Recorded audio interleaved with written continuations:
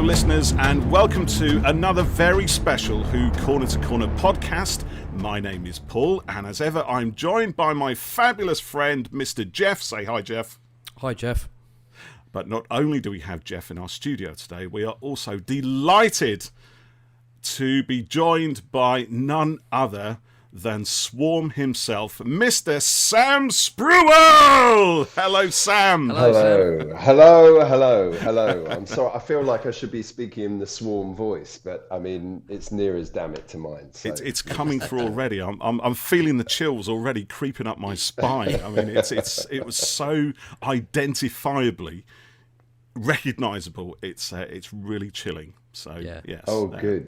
Good. Well, it wasn't that far from my voice, but I think we were kind of keen to use whatever you could when you're covered in so much prosthetics. You know, you start really thinking about what you can do with your voice, because you can do less with your face. In fact, you know, even though the makeup was very mobile and moved with our faces a lot. We had teeth, we had eyes, so we kind of concentrated on the voice quite a lot.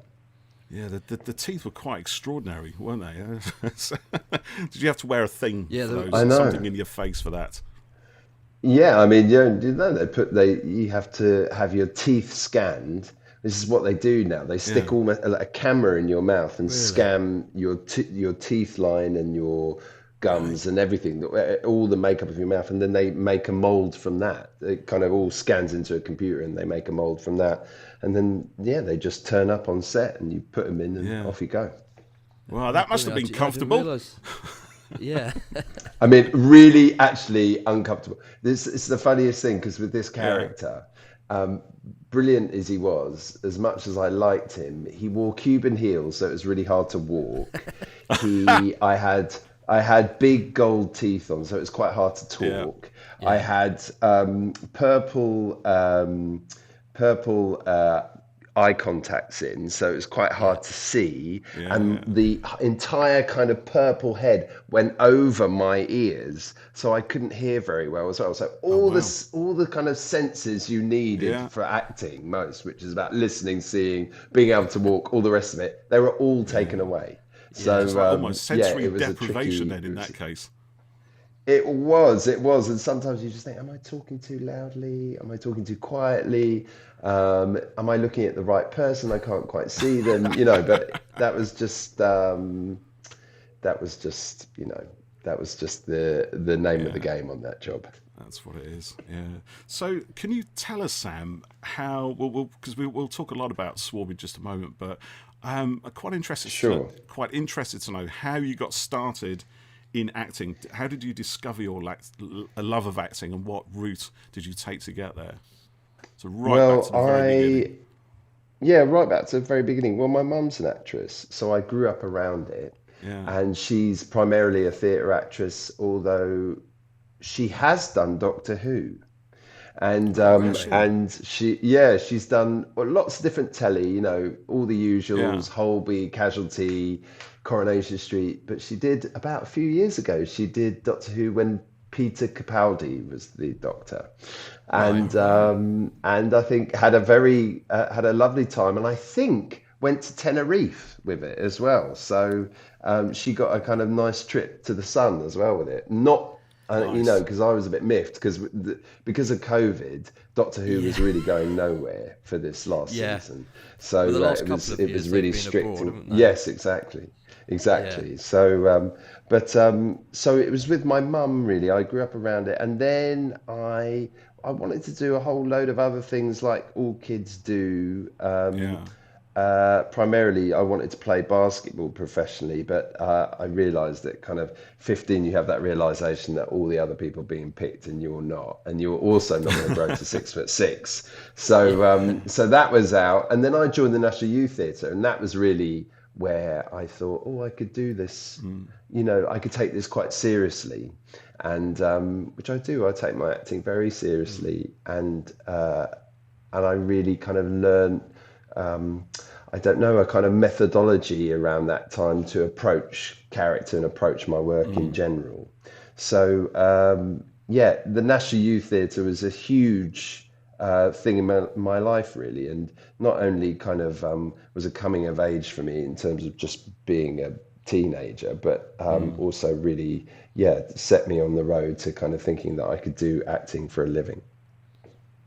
And what was your first big break then? How did you transition into the big time? I mean, the big time is hilarious when you put it like that. But if we are going to call it the big The time, big time. I suppose, yes, exactly. I don't feel I've ever hit the big time, but maybe one day. But I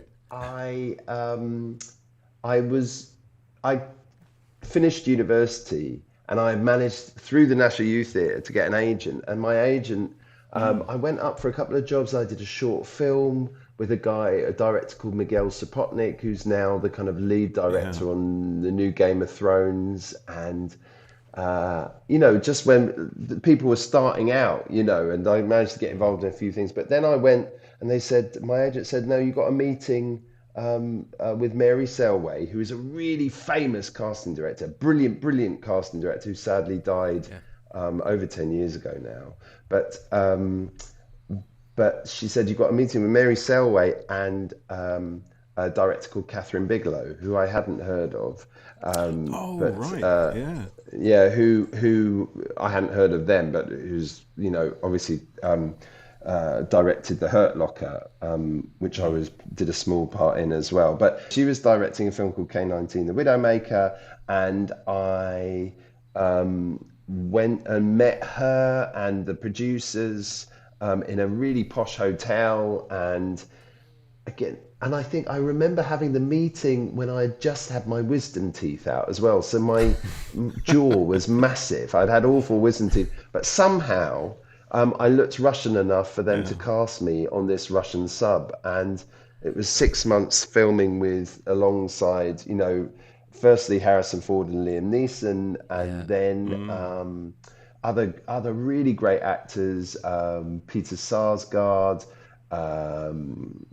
There's loads of great British actors in that as well, whose names have Yeah. just Yeah. escaped me, but really, really kind of really good people. And it was 6 months of filming, which felt very glamorous, but also felt like a film school, And because I really learned a lot on set there. And then, Yeah, that's brilliant. and that was when I thought, I can do this. I can act in front of camera. And I was expecting to do lots of stage work, but really it shaped that first year kind of shaped Yeah. how I thought about myself as an actor. And I went off and I've done quite a lot of film and telly really since then. Yeah, I was going to ask because I met you when you were doing Doubt at the Chichester Festival Theatre a couple of weeks ago. Yeah, Is that the first yeah. bit of theatre that you've done in a while? I wanted to ask kind of how much you do on stage, or whether it's more Yeah, I film, don't do that. like Was you the were first bit saying. of theatre that was the first bit of theatre I'd done in 5 years, and I Oh, wow. tend not Yeah. to do a lot of theatre, but I really love doing it, and I also feel like you have to go back to it to keep yourself. I don't know, just to keep a kind of muscularity about Yeah. your acting. God, that sounds pretentious, but it's actually, Keep I it do nimble. believe in that. Yeah, yeah, exactly. And it's a kind of different concentration. You have to concentrate Yeah. for a lot longer. Yeah, On the whole filming, the takes are maximum 3 or 4 minutes. But, Yeah. to concentrate for an hour and a half, really, when you're on stage is really fantastic to do and to practice that really. And I love working down in Chichester when I saw you. I love doing that play Doubt with Monica Dolan. I just it was a really fantastic experience. But back to filming now. I think I'll leave theatre alone for a bit. We should probably tell that story, actually, shouldn't we? Because how you two kind of came together, and the reason we managed to put this podcast together was purely on a chance encounter through it through Jeff's was. day job, isn't it? Yeah, yeah. So my friend Freddie got booked to film at the Chichester Theatre, and we do quite a bit of live streaming, kind of live editing and things. So he asked me to get involved, and I was doing the live edit and things. And I didn't really know what we were doing. You know, just you turn up and you do. I didn't know what the show was or anything. We got there, and then I realised, you know, you were in it, Sam. And I said to the guys, oh, this is going to be good. You know, Sam, you know, I said he was in Doctor Who and he was absolutely brilliant. And unfortunately, my camera friends are, you know, they're a bit heathens and they don't watch Doctor Who. So I had to show them some pictures. I mean, shame on. I can't believe you're working with it. Well, do you know what? You know, I'd ask questions there, Jeff, to be honest with you, mate. Why are you guys here? You know, why am I hiring you? And I showed them some pictures of Swarm, and they said, well, he didn't look anything like that. I said, well, of course not. Thank goodness. And then I said, I'd really like to go and, you know, say hello and just tell you how great you were and things, and plucked up the courage, and then we had a little chat, and just before, you were getting ready for the evening show, weren't you? And then so that's kind of how it came about. So yeah, it's total chance, a bit like when we spoke to Bhavnisha Palmer recently, who plays Yaz's sister in the show, and I completely by chance bumped into her in Soho when I was filming some stuff with presenters a couple of years ago, and then we've sort of been in touch through LinkedIn. So yeah, it's funny, you know, what work, you know, where it can lead and who you can meet and things. So yeah, but you've got to take advantage of it.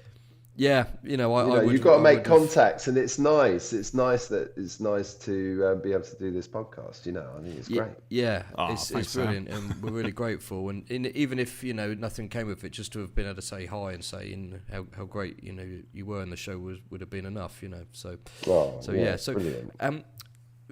Let's talk a bit about Swarm before we go on to some other stuff. So, how did the role come your way? Well, I'll be totally honest. It was offered firstly to a brilliant actor called Paul Ritter, who has since died, and he's in Friday Night Dinners. He plays Martin, the dad, in that. He's an actor, but he was an amazing stage actor, and kind of one of my acting heroes, actually. Yeah. He did Chernobyl, he did what? On TV. Yes, Chernobyl, which was really dramatic. Yeah, and he's done tons of stuff. Anyway, I knew him a bit, and I really, really liked his work. My agent called and said, listen, Doctor Who have been on. They've offered you this part of Swarm. It was going to be for Paul Ritter, but he's not feeling well, and he's actually quite ill. Yeah. And I didn't know, none of us knew that Paul was going to pass away. He kept unfortunately. It very quiet, didn't he? I think so, yeah. But anyway, I said to my agent almost immediately, well, if it's good enough for Paul, I'll do it. And really, so that's all I knew of it. And then I spoke to Chris Chibnall, and he explained the character, and he gave me some. I didn't really know what the look of the character was going to be, but I did. Right. He gave me some really interesting character notes, which are almost too grown up to reveal. I'm afraid it's kind of less family friendly character notes. But they were really just kind of like we kind of identified some kind of I guess some global villains that he thought most represented Swarm, and then we had chatted around those characters, and that was really interesting. And then before I knew it, I was up in fittings, getting kind of prosthetics on and seeing, if it would all glue on all right, and they were still kind of shaping the kind of look of the character. And then I was in a read through, so it was a very kind of quick turnaround, and I knew Jodie, so that was really nice. And it was a very kind of and I actually had also worked with Rashenda, who plays Azure, my sister, in it. And so it was really nice to kind of be working with those two, and that's great, and getting on with it, And also, it's just a kind of Doctor Who. It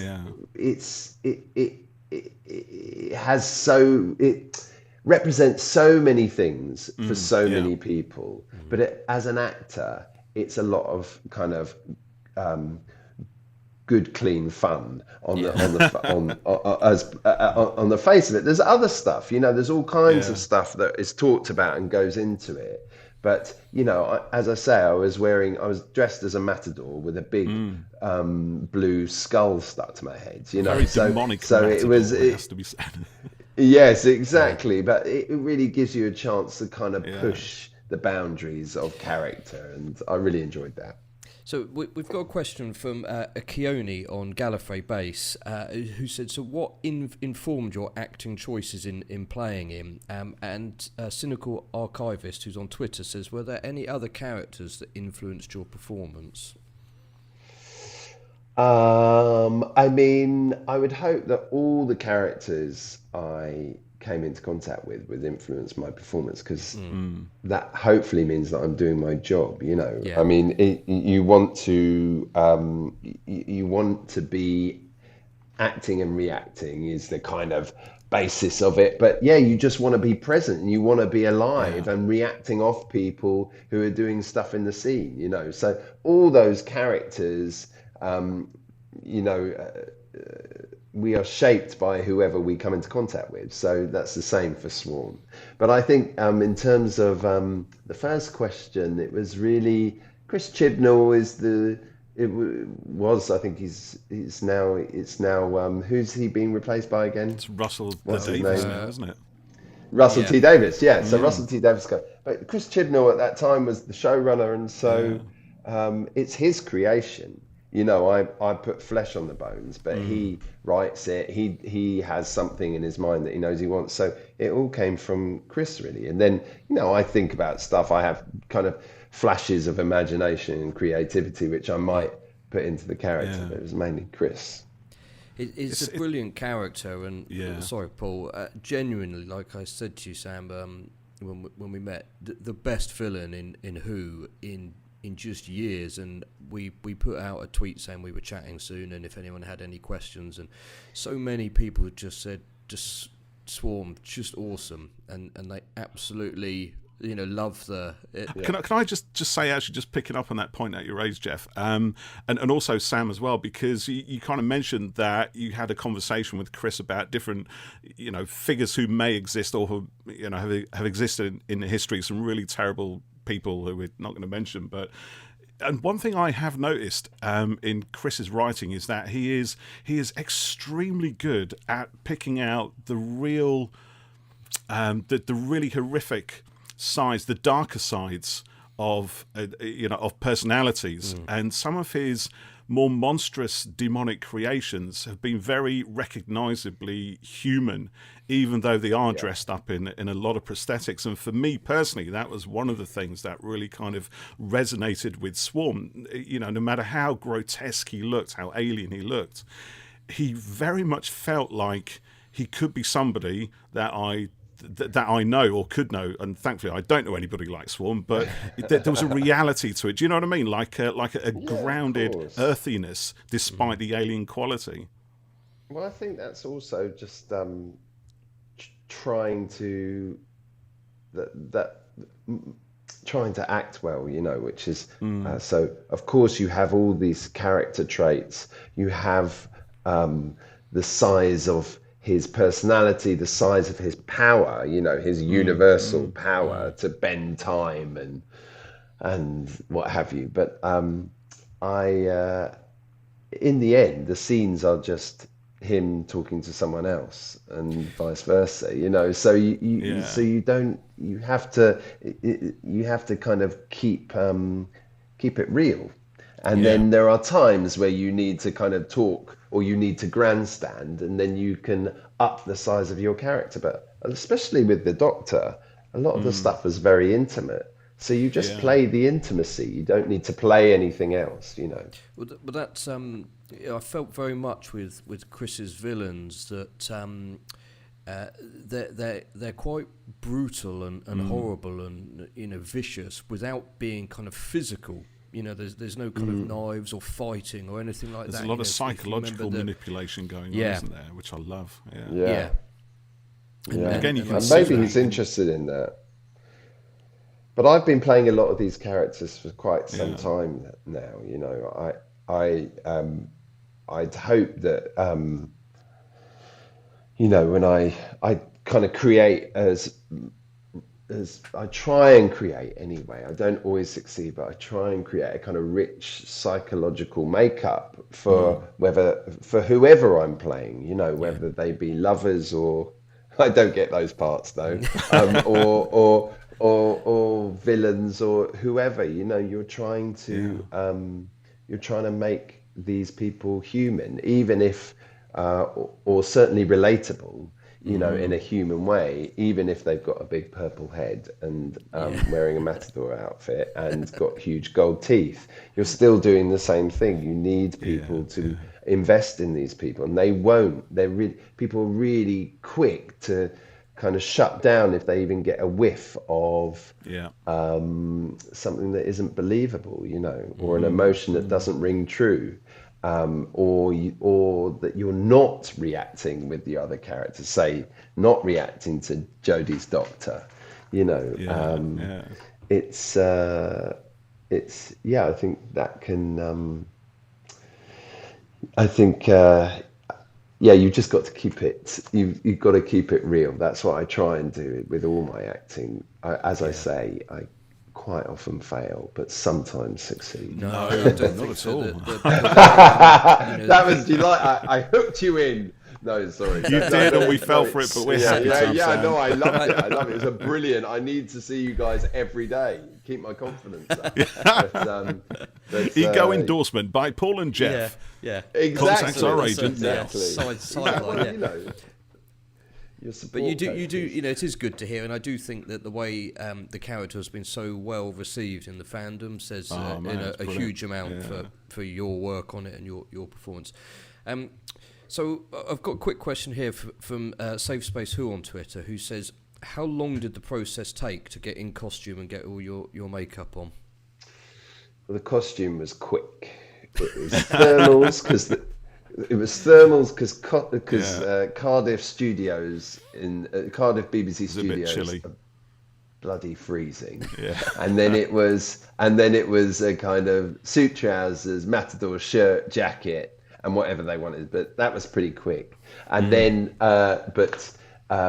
before that happened, it was the application of the big purple skull head, and that was a bit of a nightmare in the sense that if you were filming at 8, you needed to be starting that process at 3:30 in the morning. Oh, wow. So we needed 4.5 hours. But whenever I complained, I then had to remind myself that the makeup artists who were applying it had to get there an hour before. Yeah. So if I was starting at 3:30, they were always starting at 2:30.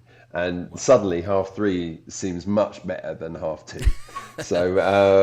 So I tried to keep it stumm as much as I could, but it was a long process. But actually, it kind of always went. We were kind of often Rashenda playing Azure. She was sat next to me being made up as well. So there was lots of chat, and we were on our phones, and we were reading books. All the that. So it just passes. And the makeup artists rehearsing lines a bit, but I think on the whole, we kind of knew our lines by that stage, and we kind of think it was also. I think we were just too tired. We just kind of let them get on with it and just chat rubbish until we had to concentrate. But it was Ellie and Ashley were applying the prosthetics, and they were really fantastic people. They were so young and so talented and so kind of wise and interesting to talk to, and both from a kind of Hull and Grimsby. And in Grimsby, what I didn't know is a really amazing prosthetics training college there, and so they had both been to the same college, and then were working at Doctor Who. Grimsby. Who would ever have thought it? Well, that's I know. Yeah, amazing. Apparently, it's famous. I've never heard of that. Yeah, we should have to get those guys on. Check it out. I could be wrong, but I'm almost sure I'm not. So check it out. We should chat to them. Put a link to it. when we spoke to Pete Levy the other week, and we talked about you, and he said you were a real trooper. You were in before everyone else, and leaving after everyone else with the makeup, and really kind of committed to it all, which was great. Paul, if you got a question, I'll let you take the reins. I do, for because I just want to just dialing back a little bit to the personality of the character, and kind of finding the performance in the prosthetics and the writing and everything else. And I just kind of wanted to say, or ask, I suppose. Well, I want to say that there were some wonderful, almost. They seem to me to be choreographed movements, but I wondered how much of them were choreographed. For example, there's a lot of scenes where there's you and Rashenda and is it Jono playing passenger, isn't it? The three of you just dominating a space and walking almost in unison with such power and glamour and kind of borderline campness almost, and yet dominating it. And Definitely. I just wondered, did you kind of rehearse that ahead? Did it just kind of happen on set, or how did that come just, about? I'd just like to add about I was going to say, going on from that, there's a bit when you're in the Temple of Atropos and you're standing against a pillar, and you've got a foot on the floor. And you're like that, and it was so cool. It was such a good pose. Well, I think I'll talk about us as a group first, and I think we did kind of just fall into a kind of rhythm of movement, and I think both me and Rashenda playing Azure, it's so funny, that's like a phrase, Rashenda playing Azure. She and I kind of discussed how we wanted it to be. We wanted it to be camp. We wanted it to be glamorous because our costumes were so extraordinary. Our kind of makeup, she had crystals coming out of her head. That crack in her head is fantastic. Yeah, it was amazing. So we kind of, that dictated how we were going to be and move, and I was wearing Cuban heels. You can only move a certain way in Cuban heels, And then, I've never tried them. I'm going to have to get them. Yeah, exactly. Well, it will make you camper and more glamorous instantly. Brilliant. My kids would love that. But I think for myself also, I was wearing a kind of Matador's outfit. I wanted to have that movement. I wanted to have that kind of a bit of Latin flair, and so that was how it kind of materialized, how I moved, how I stood. And also sometimes you've just got to think, is this too much? And they can always either edit it out, or the director can come along and say, I think you're a bit too camp now, or cut it out, Sam. We don't want that. Cut it out. Exactly. But on the whole, they didn't, and that was quite good. I mean, there was a few bits, we did. I remember one bit. Me and Rashenda, I said, I don't know whether you remember when Trump was in power and he did his State of the Union. Yes, no, of course. Sorry, I don't. Of course, we remember when Trump was in power, but I don't know whether you remember this specific thing. Was one of his State of the Union address, and he finished it, and then Nancy Pelosi behind him did this kind of famous applause, which was like that. It was kind of full of irony, and it was an applause that showed her disgust. Yes, it did. And so I said to Rashenda one day, I said, we've got to, at this bit, I think we should start the scene off doing a Nancy Pelosi applause. And she agreed to it. And I thought it was great, but it didn't make the edit. But we try all those kind of things. So there's two of us where the camera panned round. There's two of us both going like that. Fantastic. And, I'd love to see that. No, but it never made it, unfortunately. It must be in the outtake somewhere. Exactly. So I'd like to talk in a moment about working with Jodie and everyone, but we've got a question here from Dana Kay on Twitter. She says, was Azure really supposed to be Swarm's biological sister, or was that term used to mean a more general sort of friendly relationship? So is that something that you talked about with Chris and Rashenda, and kind of influence things? And we didn't talk about it that much. I assumed that she was my biological sister. But also, there's a certain amount of theatrical license with that storyline. And also we would kind of, sometimes we would hold hands and be a bit creepy brother and sister as well. And you know, so which I don't know how, again, you see, I was always trying to up the creep factor as well. So I don't know how many of those hand holding bits that they kept in, but certainly we did it, you know, because we just wanted it to be, you know, I kept on thinking about also those twins from what's the Stanley Kubrick film? Oh, The Shining. The Shining, yeah. You know, those two twins, I think they're holding hands at the end of that corridor, you know. So just trying to kind of do stuff like that, which would kind of up the level of creepiness and all this. I've got a little story about the Shining twins. We were in a comic shop a little while ago, and my youngest twin, she's like 20 minutes the youngest, she said, oh Daddy, I found a toy. It's twins. Come and look at this. And she picked up this packet of two figures. It was the twins from The Shining. And I was like, yeah, you're not getting that. Put that back. I love that though. That's so great. Oh no, you should have bought them for her, really. I'm just saying, because it sounds like she's got quite good taste. But you know, if she likes that film, certainly when she sees it later in life. But yeah, no, I can't remember what the question was. No, I think that I always felt that Swarm and Azure were you know, they were brother and sister, but it was, but they're brother and sister. It was weird, you know, and it was certainly weird. How close they were, you know. And some things, you know, were certainly in Chris Chibnall's head, and we just did it, you know. And if he wanted something, well, then you just have to kind of. He knew the story and what was about to happen better than anyone. Yes, so it was all in Chris's head, and I kind of feel.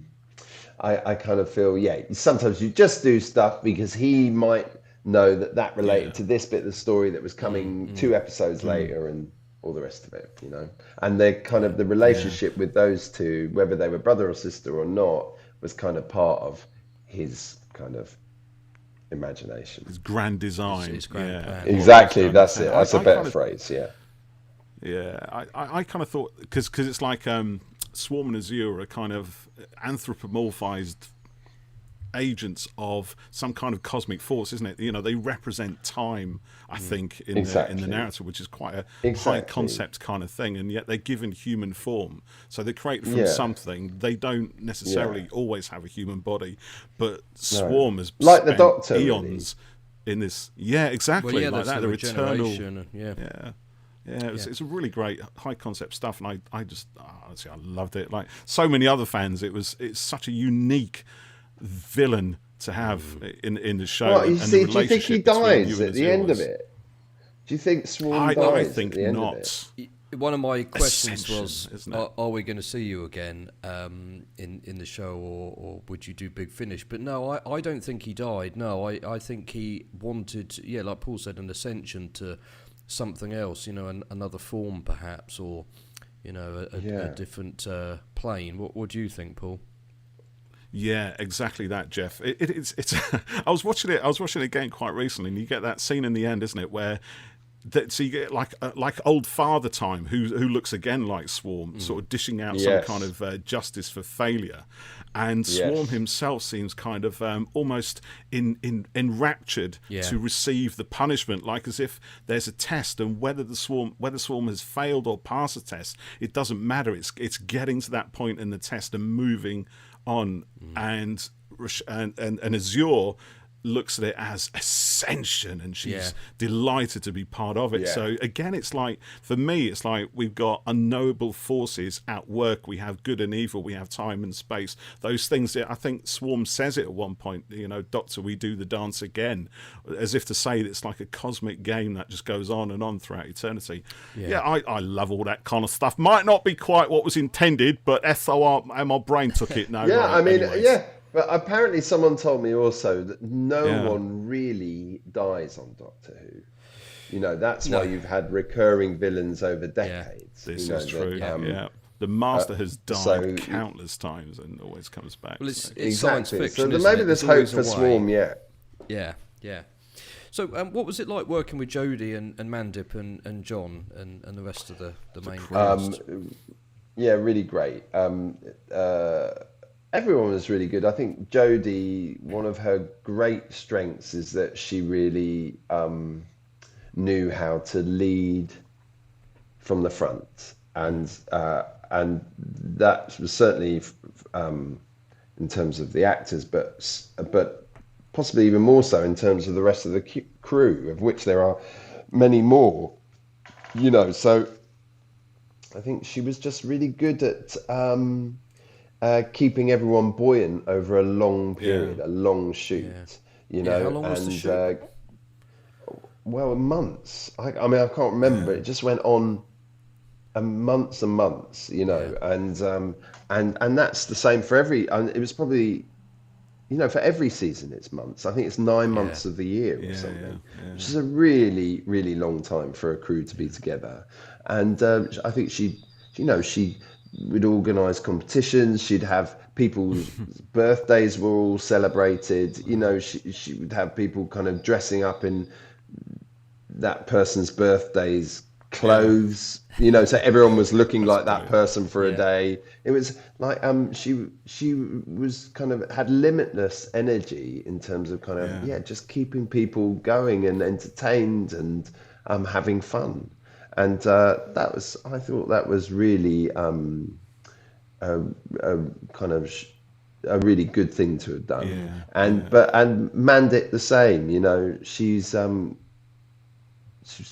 just a gorgeous personality, Mandip. Very talented, and John then is just kind of was bringing up the rear, kind of.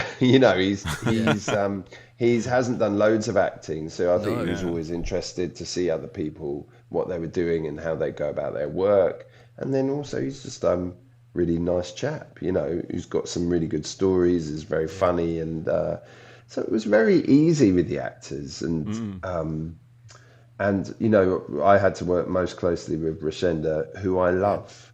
And Rashenda Sandel, who plays Azure,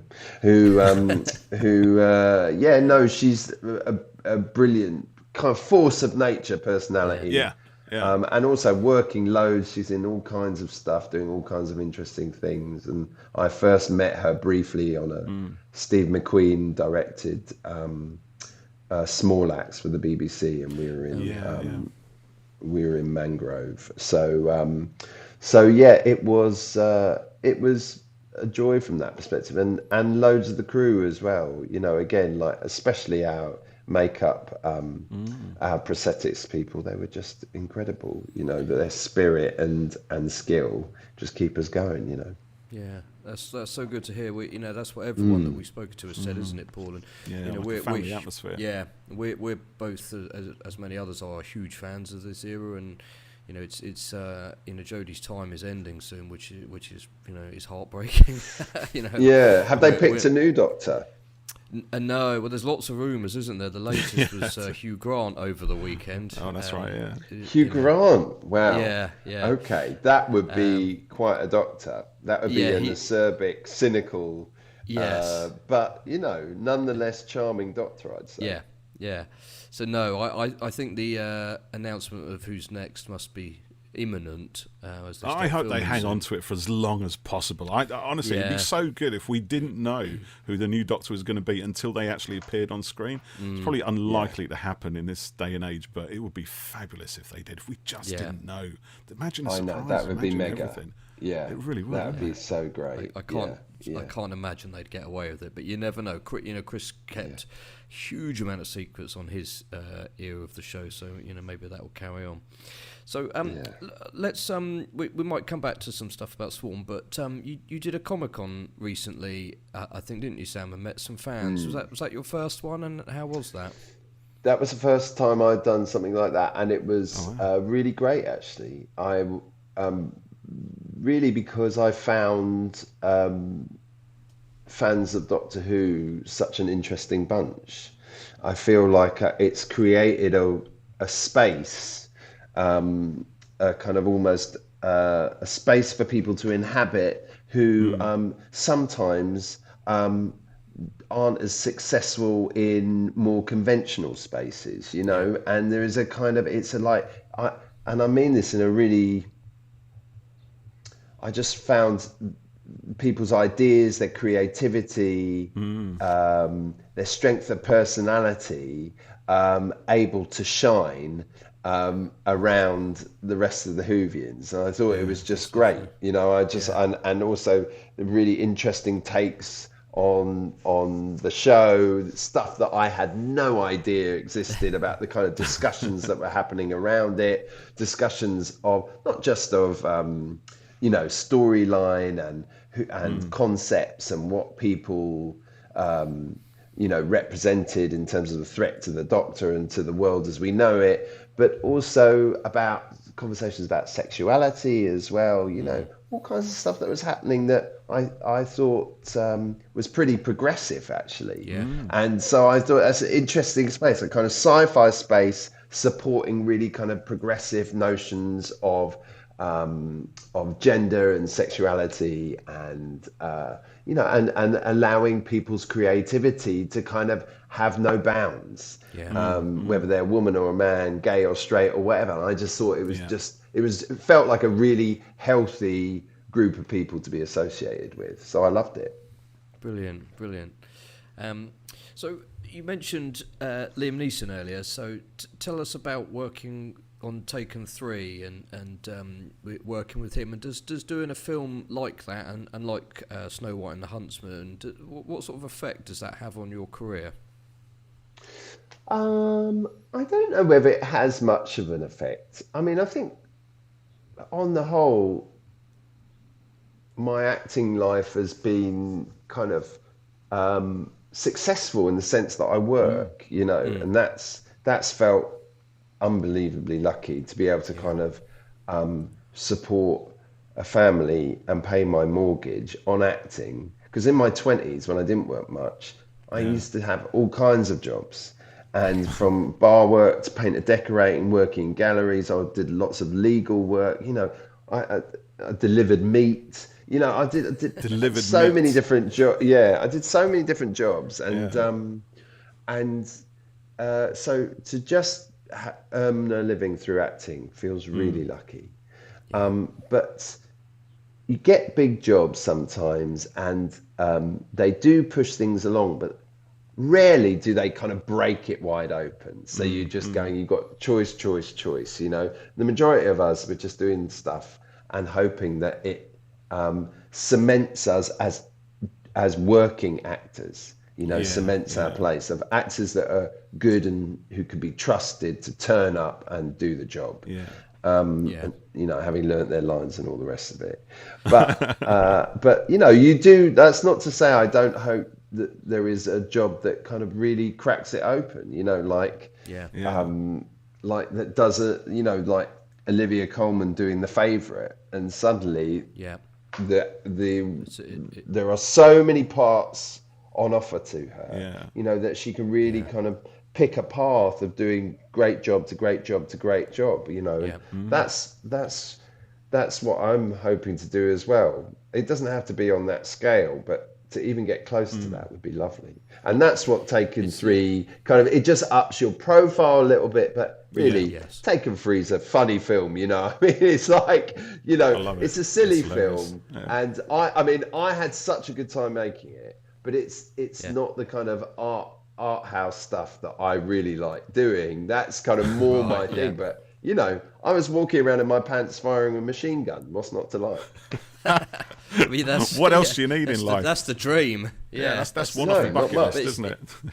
Yeah. But it's interesting what you say there, Sam, because you know, I run a video company, and you know, and I've worked with actors and a lot of bands as well. I used to do a lot of music video work, and I think to be able to make a career out of your chosen profession where you can support a family and pay the mortgage and feed yourself, etc., that's kind of, you know, to an extent, that's the dream, you know. And if you get to go and play at Wembley with your band, brilliant. Or if you get to direct for TV, awesome. But you know, for me, you know, I love doing what I do, and making that work and have been for almost 20 years now. And every day you wake up and you don't know what phone call's going to come in or what email. And like you were saying, something might happen that changes everything. And if it does, fantastic. If it doesn't, I'm happy. And so I think, for anyone pursuing similar paths, to be able to make it work successfully as a career, that's kind of the end goal. But then other stuff comes. Absolutely. But then other stuff turns up, doesn't it? You start having kids. You've got a partner who's also whose job needs to be kind of considered. It's not just you anymore. So it's actually hard to maintain ambition. But actually, I still am ambitious. But part of that ambition is just really doing good work, and working with good writers. And of course, you'll have fun on Doctor Who or Taken 3 or whatever, and that's a real bonus. But there's work I love, which I want to be associated with, like, I don't know, likes of filmmakers like Michael Haneke, who are making kind of very austere but brilliant work, I think, that I also want to be part of as well. So out of all of your roles, what's the one that's challenged you most and has been most rewarding? Ooh, big question.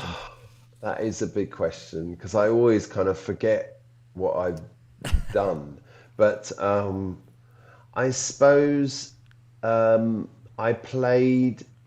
going back to theatre. So I played Iago at the Globe. Oh, yes. In a production of Othello. And that was, it's the biggest part in Shakespeare. And I'd only done one other Shakespeare, which was Othello again, but I played another part. I played Roderigo to Andy Serkis's Iago. But this time I was playing Iago myself, and huge part. And it was really challenging, and just not only to learn all the lines, but also to play Shakespeare was a challenge for me. And he's also a kind of crazy character, narcissist, psychopath, liar, child. There's all these kind of So. A bit like Swarm, you might say, in some ways. A bit, but not as Machiavellian. I played it like he was more of a child. He just started a ball rolling and then couldn't stop it. And so there was that for the theatre. Certainly was an unbelievable challenge. I think I did. I played a really great part in a BBC show that came out last year called The North Water, and that was, we filmed in the Arctic, and so the physical challenge of that was really difficult, very, very cold. The ice sheets that we were filming on, moving all the time, wildlife, polar bears, walruses, just it was all there, which made for an unbelievably exciting shoot, but it was also really difficult. And the part itself also, he was a very troubled soul, and really kind of struggled to do the right thing by anyone, including himself. And that was also a big challenge, which I loved, actually, because most of my scenes I was working opposite Colin Farrell, and if anyone gets the chance to work with him, do, because it was a complete dream. Brilliant. It's quite varied, isn't it, Yorkie? You've done a lot of very different things, and it's a lot of variety. I know. Well, no one knows what I've been in, but they all know that they know my face, and that's quite funny. And the voice as well. The voice is still giving me chills, Sam. Well, quite often people, I'll meet them and they go, "Oh, we've met before," and I go, "No, we haven't." And but you have heard me in your dreams. But I popped up in lots of different things,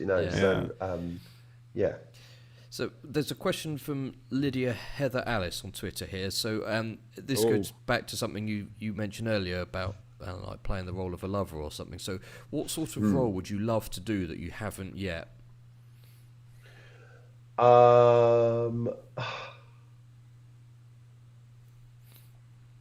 Oh, it's such. There's a I mean, question. I don't have any specific roles, but I get interested in stuff. So I was really pleased to do Doubts because I really wanted to play someone religious, and Right. obviously I was playing the priest Yeah. in that show.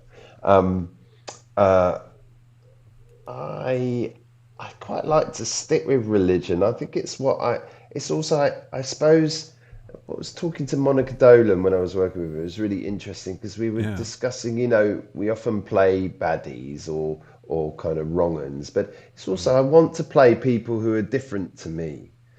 So not massively different necessarily, but I just want to play people who, for instance, I'm left wing, but I quite like to play people who are right wing. I'm a Remainer. I quite like Yeah. to play more people who are into Brexit. So because part Yeah. of acting is really kind of getting to know how we tick, what Yeah. humanity Understanding other is, people. and Yeah. yes, exactly, all that, and playing other characters really does kind of engender that empathy, and so to play people different to me is great because I get to understand more about who we are as people. Yeah. Yeah. The world. Yeah. Mm. So, Paul, you might have a couple of questions as well. I've got two that I'd like to ask you. So one is from our friend Calbear Creates on Twitter. That's an artist named Millie Mackenzie. She makes these clay models of Doctor Who characters. Oh, she's Okay. done a fabulous Yeah. Swarm and Azure, Her, didn't she? her swarm is brilliant. I'll send a It's really picture good. to your agent. He can pass Please it on to you. do. That'd be But she amazing. says, what went through your head when you first saw yourself in prosthetics, and is Swarm in love with the Doctor? Um, I can say all this. I can answer all that. So it was amazing when I saw it but most of all, it was just experimenting with what movement the prosthetics would allow. Yeah. And when I saw that I could, I could do just looking in the mirror, certain angles made the skull, the whole thing look more frightening, or I could do stuff Yes. with my Yeah. mouth, put my head at a certain angle, and I go, oh, that's good. So that was really enjoyable, just playing around with what was on Yeah. offer, essentially. And was I in love with the Doctor? I certainly played it that there was deep attraction. Yeah. I But not in a thought, conventional sense, perhaps. Yeah. who knows? I thought there was definitely, for me, definitely not for Jodie, I'm sure, but for me, a deep sexual attraction. Yeah. How's and that? a fascination with her. Yeah. So Exactly, Paul, yeah. There is that, yeah. Because Yeah. Swarm goes out of his way to upset her, to throw things, to challenge her, and really sort Exactly. of It's disrupt kind of what she in a thinks. conventional sense, it's kind of aggressive flirting, isn't it? There you go, exactly. Yeah. That's it. So maybe that was a subtitle instead of Flux. Originally, it was in Chris's mind. It was like Doctor Who aggressive flirting. Nah, I'll Yeah, scrub that one. Let's exactly. call Flux instead. Yeah, Yeah, it will be a chapter in his book. How's that? yeah. Working Yeah. title. Yeah. Yeah. Oh, that's fabulous. So, I mean, the only question I've got really is really just to ask, well, what's next on the horizon for you, Sam? Um, I am.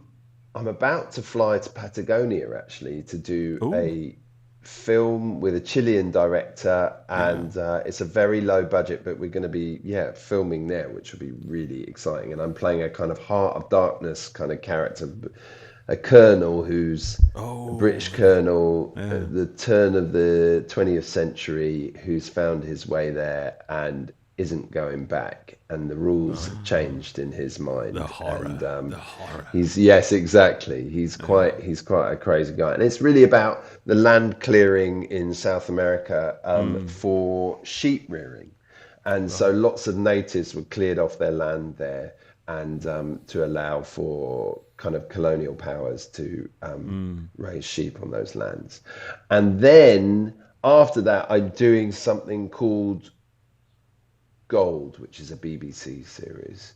Okay. You almost sang Which that, I think. Yes, no, I know. I don't. You always want to. That shows your age there. But It does. Sorry, but not as young as I look. Yeah. Which I don't know how much I can speak about, so I'm not going to. But it is going to be an exciting series, I think, and it's set in the 80s. Oh, okay, yeah, right. perfect. I'm going to looking forward to that one. That sounds good. Definitely look at that.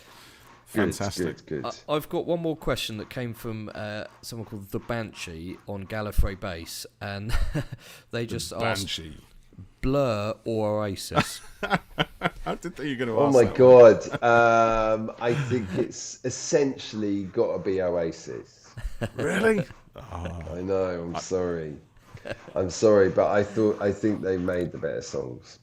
Yeah, I like both, to be honest. I couldn't choose between either. Blur. Well, I mean, it was an or situation. So listen, this is true. I've stepped up, given my answer. I applaud you for that, Sam. You braved that one out. Yeah. Well done, mate. Yeah. I'm I too always weak for liked that. Noel's Oasis songs more than Liam's for me. Okay, fair dues. Honestly. Well, Sam, we should probably let you go. As no doubt you've got a busy day, but this has been an absolute pleasure. Thank you very much for joining us and on Who Corner to Corner podcast. And to everyone who we had so many questions come in that we could have millions. We literally really did. millions, and we had to pick 12 out of that. Yeah, we could have talked for hours. It was really good talking to you. It was really good to kind of again feel the enthusiasm of the Who world, So thanks for having me on, and I'll see you soon. Brilliant. Yeah, brilliant. Thank you, Sam. Really appreciate your time. Very best wishes for everything you do next. Take care. Cheers, mate. Bye-bye. Cheers. Bye-bye.